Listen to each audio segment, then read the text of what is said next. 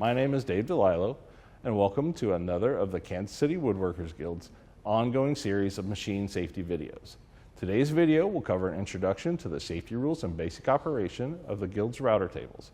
Keep in mind, like all safety videos, this video focuses on the safety concerns of the machine and is not a complete training program for the use of the router table.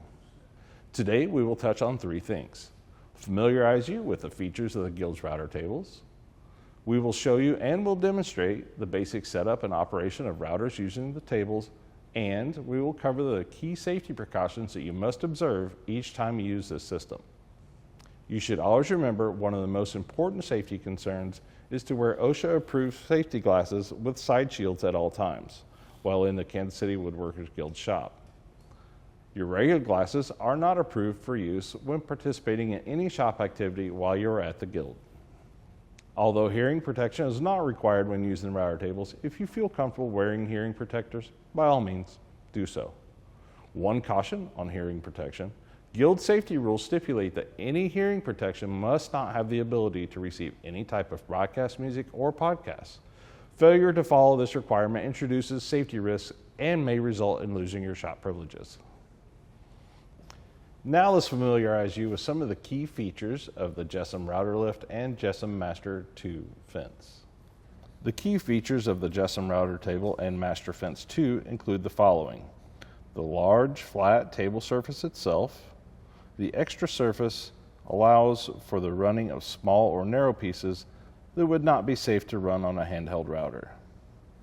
The table features miter slots or T-slots that run the length of the table.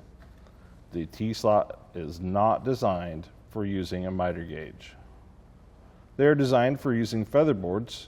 They come with the unit that can be adjusted to hold the workpiece tight against the fence. When the fence is used to guide the workpiece through the router bit, we do not use a miter gauge on the router table. In the center of the table itself is the router mounting plate and lift assembly. The router is installed from below the surface of the router table and locked into place. This cam lock indicator clearly shows when the height adjustment mechanism is locked down. It can be set to the lock position by inserting the hex end of the lift handle into the slot and turning it clockwise. To unlock, turn the lift handle counterclockwise. To adjust the router bit height, insert the lift handle into the appropriate slot. The router height can be raised or lowered as needed. The router itself comes with two sizes of router bit collets. One is 1/2 inch in diameter to accommodate router bits with 1/2 inch shanks. The other collet is 1/4 inch to accommodate router bits with 1/4 inch shanks. The JESSM router table provides several ring inserts that are sized for various size router bits. The primary purpose of the ring is to provide more table surface to support the workpiece as it passes through the router table. It is important to select a ring insert with an opening that is closest to the diameter of the bit you will be using. The fence itself is extruded aluminum to which two independent movable fences are attached. These two pieces are commonly known as sub-fences, and they are mounted to a machine T-nut slot that runs behind the length of the fence. Two sub-fences can be tightened down by turning the sub-fence adjustment knobs. The fence itself is movable and can be lined up by using the scale mounted in the table. The entire fence assembly is securely tightened by turning the two clamping knobs. Accessories. The JESSM router table and Master Fence 2 come with the following accessories: the height adjustment crank handle, which we've already shown you, a pair of collet wrenches used to turn the nut that tightens the collet around the bit, a starter pin, a threaded metal pin that can be mounted in one of several locations. The starter pin is used as a stable pivot point for routing workpieces that are irregular in shape and cannot be run on a router table using a conventional fence. We will discuss this a little later in the video. Now that we've familiarized you with the primary components of the Guild's router tables, we'll briefly discuss how to set up the router table to do the work.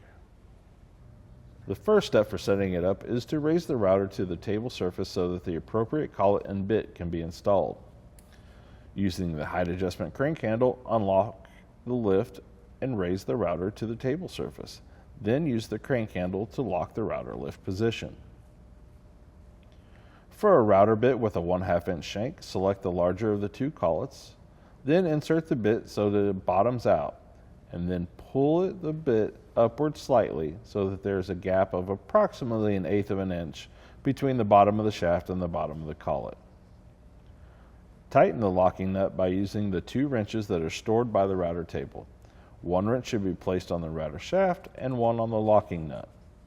Apply pressure to both wrenches to tighten. Do not over-tighten. Set the router bit to the desired height by unlocking the router lift with the crank handle. Then adjust the bit to the desired height. Once you have fine-tuned the height of the bit, lock the router lift. The next step is to select and install the appropriate ring insert. Select a ring insert with an opening that is closest to the diameter of the bit you will be using. This means that the inner diameter of the ring insert should allow for the smallest gap between it and the end of the bit as it rotates. Ensure that the ring insert is firmly snapped into place. Then set the clearance of the 2 subfence halves so that the cutter opening is slightly wider than the cutter of the router bit. Secure them to the back of the fence by tightening the subfence adjustment knobs. The final step is to position the entire fence assembly in order to make your cut. Easiest way to do this is to line up and secure one end of the fence by tightening one of the clamping bolts. The fence will pivot, which will help to line up the other side. The side positioning scales may be helpful for properly positioning the fence when needing to make fine adjustments. The purpose of the side positioning scales is to make micro adjustments to the bit path, especially when using straight router bits. It is important to understand and remember that when using a router bit that comes with a top or bottom guide bearing, the fence should be lined up so that the workpiece transitions smoothly from the face of the subfence onto the guide bearing. On the outfeed side of the bit, ensure that the workpiece also transitions smoothly from the guide bearing onto the other subfence. Using a straight edge or scale will help you ensure that the fence is lined up perfectly with the outward point of the bearing. Now that we have familiarized you with some of the basic features of the Jessen router table and Master Fence 2 and have demonstrated proper setup, it is time to turn our focus exclusively to the critical safety rules and precautions that should be followed when using router tables. The first safety rule to remember is to disconnect the router from the power source by unplugging it. The direction for feeding workpiece into the bit is always right to left. Because the router is mounted onto the table in an inverted orientation, this is the opposite direction of feed compared to when using a handheld router.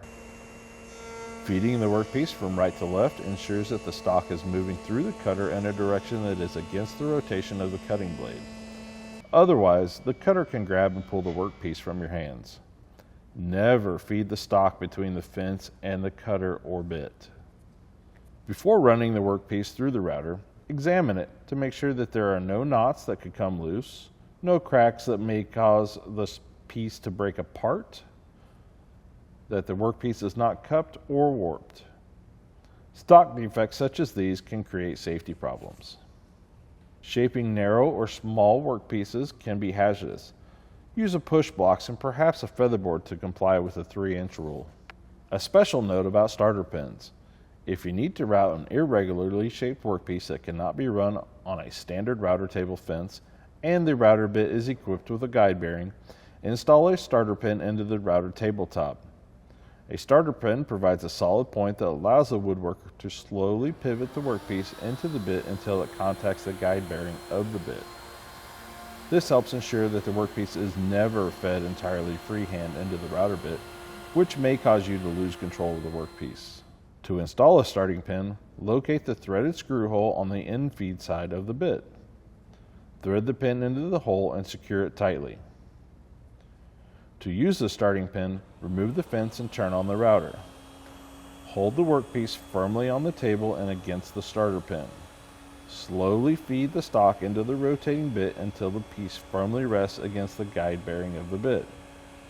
Continue to make your pass, ensuring that the workpiece is firmly on the table and firmly rests against the starter pin. Then transitions to the guide bearing of the bit. At all times, the workpiece must be supported by either the starter pin or the guide bearing of the bit. The workpiece is never to be introduced by freehand into the bit. A special note, if you've never used a starting pin before, please connect with the shop foreman and ask them to help get set up and run your piece, and for any advice or guidance they have for you to run your piece safely. As in all cases, it is best not to learn from mistakes when routing with a starting pin.